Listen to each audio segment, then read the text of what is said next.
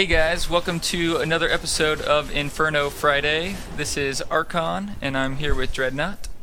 Hey guys. Just yesterday, which was Saturday, we did our first video with one of our subscribers, who is a barbarian named Worr, and he brought his friend along named Smitty, who's also a wizard. And props to Worr and Smitty real quick. They've been doing Act 3 Inferno for a while, and we don't do Act 3 that much, so thanks to them for going through this Siegebreaker run with us. It was fun to have a double Barbarian, double Wizard team. Yeah, it seemed to work pretty well. I mean, it's probably always better to have more classes, but this was still a pretty good setup. Yeah, and actually Worr and I had a little bit of miscommunication in the beginning, so we're both using the same war cry with the same rune, but that's okay. Things work out despite a lot of deaths, but we still did a decent time on this 5 Nephalem stack Siegebreaker run. Yeah, it's not a good start for the run. I guess we started about 10 minutes before this, but we don't want to show you the whole 30 minutes, so we're starting a little bit in. But you can tell we got a Soul Ripper pack here, and no one likes Soul Rippers. I call them the Frog Dogs, and I think I speak for everyone when I say I hate the Frog Dogs. They're fast, they got their tongue thing, they always have... It seems like they always have Molten Plagued underneath them, and they're a nightmare for melee and ranged. We contemplate giving up on this group for a little bit, but once we start to get into a groove, we do a little bit better. Since the 4 of us haven't played together, it started off a little bit sketchy. And we didn't have Skype or Ventrilo either, so communication wasn't that great. Next time we'll make sure that we have that going on. Yeah, it'd be cool too to be able to hear the other people we're playing with. We could all be talking while we're playing. But yeah, it's true. No one likes Soul Rippers. I don't even think other Soul Rippers like Soul Rippers. Nope. They're horrible. And to be perfectly honest, I think they're harder than Diablo, so I don't understand why the Soul Rippers don't run the whole show in Hell. They should assert power from Diablo and Asmodon for themselves, because I think they can take them out. Yeah, it's no secret that some of these Elite and Champion packs are harder than most of the bosses. Usually depends on what kind of skills they get, but with Soul Rippers, they just seem to always be hard. Worr is using what looks like my build, or my skill set, except he is using Leap instead of Wrath of the Berserker, which is going to come in handy especially for the Siegebreaker when he uses a tactic that barbarians can use to glitch out the Siegebreaker and make it almost impossible for any of us to die. You'll see that later on. Yeah, it did make the fight really easy. And Smitty's actually, surprisingly enough, using almost the same build as me. He has Arcane Orb instead of Blizzard, which actually Arcane Orb probably is better for groups because it's not as important to slow them down when you have 2 barbarians up there. But it seemed to work out pretty well having the Arcane Orb and the Blizzard there all the time. But we were both using the Seeker Missile, which is great, especially in Act 3, being able to shoot around corners. You can see we just died over and over again on these Soul Rippers. Well, we kind of had a good thing going for a little bit. With the Waller enemies, sometimes you can get them in a doorway, and they'll trap themselves in the doorway. And you'll see the Barbarians not doing a whole lot of damage right here, but the Wizards can really take advantage of this doorway strat and use those Seeker Missiles and the Blizzard hardly without even being able to see the Soul Rippers. Yeah, it looks like we're getting pretty close here, but if I remember correctly, we're about to get some skull and crossbones. Yeah, that's the problem. We kited a little bit too much. We should have been a little bit more aggressive because we didn't quite make the enrage timer. If you've ever got the skull crossbones above your head, you're doing a little bit too much kiting and you didn't get them down fast enough. And the only way to get rid of it is to leave the area for a few seconds and then come back in as a group. Like I said, we didn't have Skype, so we had a little bit of miscommunication on when we had to re-enter, so you'll see that we come in too fast again and get skull crossbones before we are able to finish this group. Yeah, there we get the skull and crossbones. I'm just trying to get far away enough to not take damage from it, but it took us a while to coordinate the leaving and coming back in, so we wipe a little bit here. But yeah, it's definitely easier with a group. They've gotten rid of the additional damage for extra players, so it's just extra health. And I don't think any of us could have taken on this Soul Ripper pack if we were playing solo. But because we were able to stagger it, there's usually 2 or 3 of us fighting and 1 or 2 running back at any given time. It's the only reason we actually could kill them. Yeah, and this is an especially difficult group. We're geared enough to do Act 3. When Archon has my Warcry, he's at almost 1500 all resist as a wizard, so it's pretty nice resistance, and then I'm at around 1000 with my Warcry. And we have a decent amount of damage and health, so this is just an especially difficult Frog Dog group we're dealing with. But for the most part, Act 3 was not as much of a challenge nearly as when they had the damage increase for multiplayer. Yeah, and you see we finally figured out that we need to leave, or not figured it out so much, but coordinated the leaving. And I think here we've gotten rid of the Skull of Crossbones, and we can finish off the last Soul Ripper. Yeah, things go a little bit more smoothly once we finish this Soul Ripper group. Yeah, the run overall went pretty well.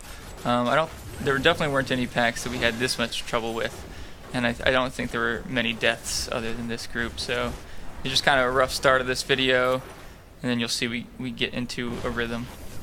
But if you're not familiar with Siegebreaker runs, it's just go to Act 3, start the act with the Siegebreaker quest, but then instead of going straight to the Siegebreaker, go to the Keep and try and get 5 stacks of Nephalem, or anywhere before Siegebreaker to try and get those 5 stacks of Nephalem. Because even if you're stacking a lot of Magic Find, that 5 stack will guarantee that the Siegebreaker will drop you at least 2 rare items, and you have a possibility of item level 63 gear from the Siegebreaker, which is the best gear in the game. Yeah, from what we've read, I think it's an 8% chance, which isn't huge, but it's good enough. Yeah, it'll be 8% with the release of 1.0.3. Yeah, I guess they haven't maybe released what it is right now. But yeah, the run seemed to go pretty smoothly. It looks like we have 3 stacks at this point, making our way to the Siegebreaker. And you could do this with any boss, really. Anytime you have a 5 stack of Nephalem, bosses will drop 2 yellows every time. So if you've done public games or group games a week or so ago, you probably noticed that they were more difficult than solo play, and that's mostly because of that damage increase that the enemies were getting. But if you haven't tried it recently, I suggest trying it again, because without that damage increase, there's a large advantage to having a group, especially if you have a good group. Yeah, Smitty and Worr knew what they were doing. They're good players, but even having mediocre players in your group, I think, is better at this point, because you're not taking any additional damage. From what I can tell, there's not any additional enemies, so the hits are being split up amongst the group. You just have to worry about additional health, but the extra damage makes up for that, obviously.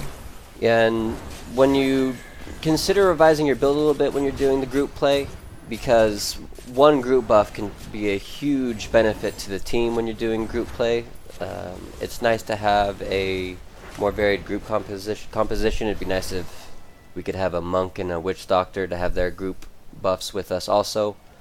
But yeah, when you're playing with a group, turn on your shouts that affect everyone. If you're arranged, make sure you have some movement and impairing effects that you can use to kite around the groups for the other ranged units.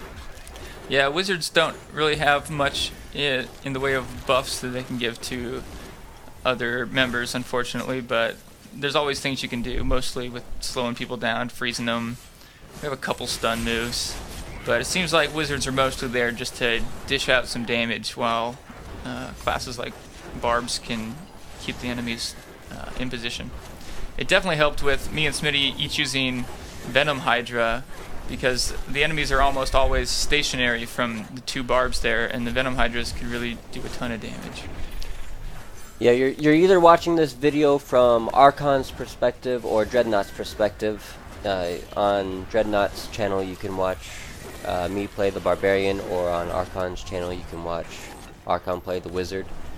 But if you watch both, you'll realize that Archon is doing a lot more damage than I am, and that's really what you want to go for in these group plays, is try and get a really strong melee tank that can take a lot of damage, and don't worry about damage too much as the melee, because you want your range to be stacking as much damage as they can, and to try and be avoiding the attacks and dealing out that big damage.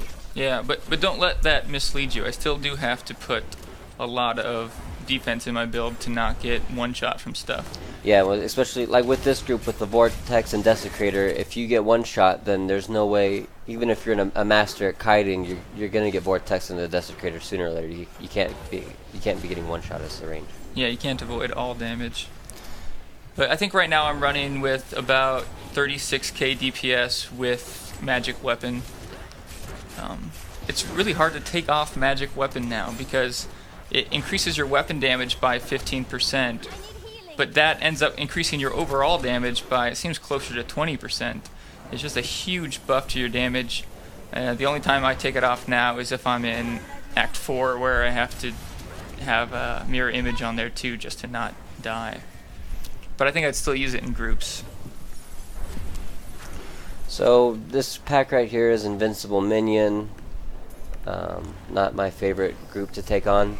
But so I just want to point out, I just put on an amulet with life per kill. I've been doing this sometimes when my health gets low. I'll just put on that amulet to get life per kill, and then I'll pop a couple Hydras, and that heals you because the extra Hydras count as kills. And I'll put my amulet back on.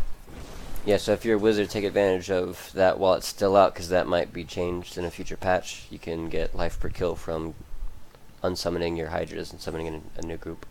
Yeah. The strategy with this group is for Worr and I to stay as close as we can to the actual rare, not the minion, without standing the Desecrator. And there's really little we can do to keep the minions away from the wizards, which is why this fight takes so long. Yeah, we're able to. I'm able to put my Blizzard down on top of the main rare, but that doesn't do a lot. The Hydras definitely help, and you can see me and Smitty trying to get our Seeker missiles around the invulnerable minions, but unfortunately they still hone in on the invulnerable guys too, so we don't get many hits off. You'll notice a couple times Worr and I accidentally start attacking the invincible minions, and because of all the vortexes going out, sometimes you accidentally start targeting one of the invulnerable minions, so we try and watch that as long as possible until they're down. Yeah, invulnerable minions definitely seems like the most overpowered ability that elite groups get. Yeah, one of the more difficult abilities. Yeah, one of the other ones I have trouble with is fast guys, but that's just because I rely on kiting, obviously. With these large white groups, it's nice for the Barbarian to have the Fierce Charge with Dreadnought and Revenge with Provocation, because the more enemies around you, the faster you can heal. So if you're at over 40k health, then it's really hard for you to get killed by any of these large white groups because of how fast you can kill and how often your revenge procs.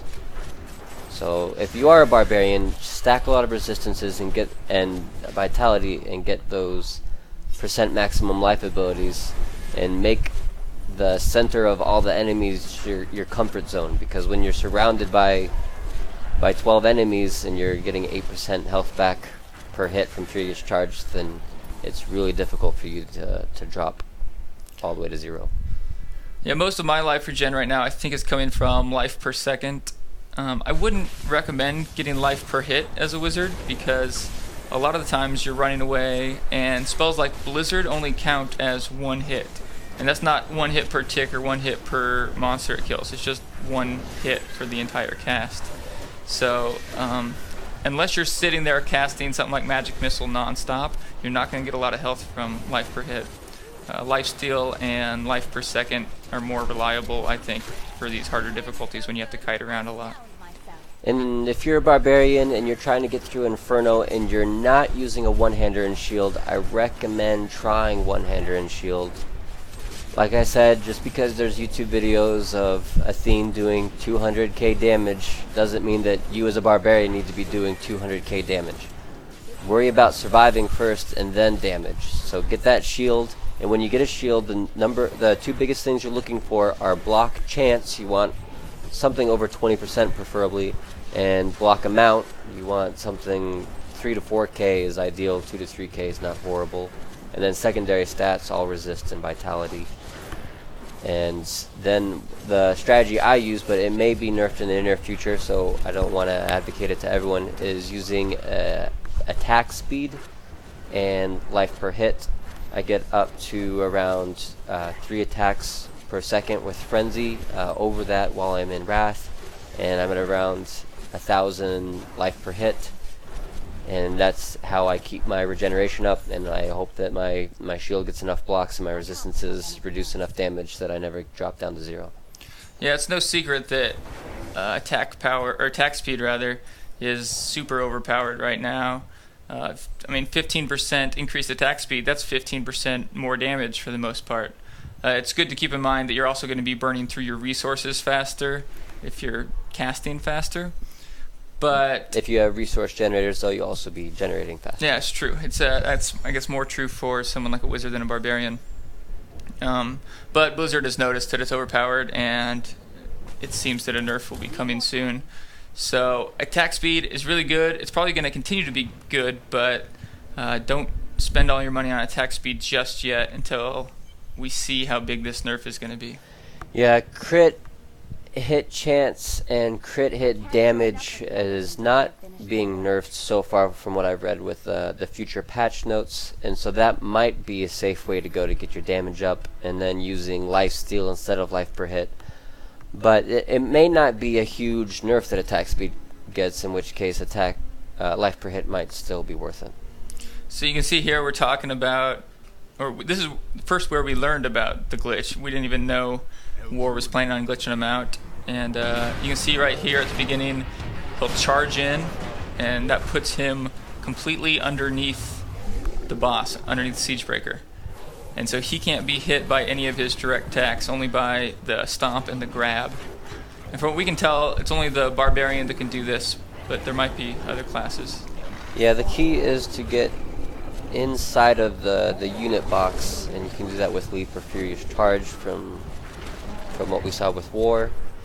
And his big hit is his 3 attack, his 1, 2, 3 with his claws, and that's completely avoided if you can get the barbarian to glitch inside of the unit box.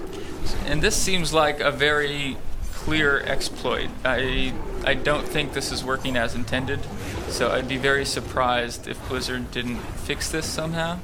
So, right, so if you're watching this video and this has already been fixed, if it is a glitch, then one nice thing about Siegebreaker is he's pretty easy to kite. So if you have ranged units in your ranged characters in your group, then kiting is probably the way to go, because he's not the best at dealing with kiting. Yeah, but for the time being, if you have a barbarian or you are a barbarian, might as well take advantage of it. It's a really easy Siegebreaker kill, as you can tell. Yeah, and you'll notice Worr keeps the aggro the entire time. The entire time he tries to go for Worr, it looks like he's attacking material, but he's trying to target Worr, but Worr is just too close for the Siegebreaker doing damage. I'm behind him, and he never decides to go after me. Instead, the whole time he wants to go after the closest unit, which is the unit inside of him. Yeah, I was trying to get close enough so you can see my damage here, but it wouldn't let me. Or if I got any closer, I think it would have been getting hit. But we were able to just stand right there and DPS the whole time. Really easy fight. And because of that 5 Nephalem stack, he's guaranteed to drop 2 rares for everyone with the 5 Nephalem. You'll be able to see that soon. So we want to keep doing these kind of runs. We want to group with as many of you guys as possible. If you guys aren't up to Act 3 or 4 yet on Inferno, that's totally fine. We can do some Act 1 or 2. We might even do some Hell or Nightmare if we decide to rush some of you guys through. And if Act 3 and 4 are really discouraging for you, like they are for a lot of people, then there is good news. If you saw our last video, you know that you're going to be able to grind the best gear in the game in Acts 1 and 2 Inferno in the future, just at a slower drop rate. But if you're a more casual player, or you just don't like the rage that comes along with Act 3 and 4 Inferno, then that's okay. Grinding Act 1 is still going to get you the best loot in the game in the future. Yeah, it seems like it'll make sense to get some magic find if you're going to be grinding Act 1. But it'll all just depend on how worth it is to get the 2 guaranteed yellows from the 5 Nephalem stacks, because that's a big increase. Right, although it seems like they're probably going to reduce that to 1 rare per boss after the next patch. So hey guys, thanks for watching our first video playing with one of the subscribers. Hopefully we'll be doing these every week. Keep letting us know in the comments if you want to play with us, and we'll message you on YouTube. If you guys have not subscribed already, please do so. We put out at least 1 video a week, usually 2 or 3 though. We hope you've enjoyed this video, and we'll have another video coming out soon.